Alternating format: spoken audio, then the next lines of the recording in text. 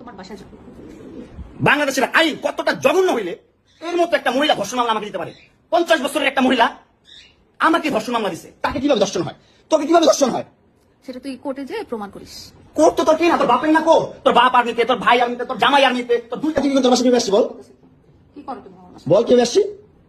তুমি জানো তুমি আসছো কেন আমার বাসায়? তুই বল। তুমি যদি আমার কিছুই না আমার বাসায় কি করো? আমার বেডরুমে তুই তোরে কেন চুস আমারে? তোমাকে আমি কোথায় রেখেছি দেখ। তোরে না চুদলে মামলা তুলবি না তুই কস?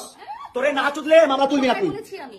আমারে কস, আমার কি অনলাইনে কবি থেকে জানার কথা? এই জন্য তোর বাসায় আমারে, এই যে বাসায় তোর মাও তো আমারে পোলা প্রস্টিটিউট কয়। তুমি আসছো তুমি ছেলে বসে দিও।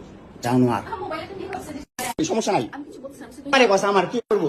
তুই এগুলা কেন করতেছিস? আমার বাসায় কি করো তুমি? হ্যাঁ, তুই তো আনছিস আমার তোর বাসায়। আমি কেন আনবো? তোর বাসায় ঢুকতে না দিলে, তোর বাসায় শুইতে না দিলে আমি কই থেকে আসছি? আমেরিকাতে এখন বাজে রাত 4টা। আমি জাস্ট এই নাটক দেখার জন্যই ঘুমাচ্ছিলাম না। আর কত রকমের যে নাটক দেখবো।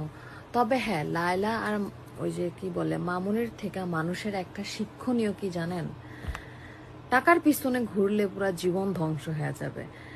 এক হচ্ছে যে এই যে কিছু লোভে লোভে পইরা মামুন এখন তার নিজের লাইফ পুরা ধ্বংস করে দিছে। 5 মামলা খায় ঝুলতেছে, জীবন এখন চাইলেও ছুটতে পারতেছে না, নারী নির্যাতন, ধর্ষণ মামলা, এইটা সেটা। তো আমি জাস্ট রাত বাজে এখন আমেরিকাতে 4টা, আমি এগুলা বৈশা বৈশা দেখতেছি নিউজ ফিড।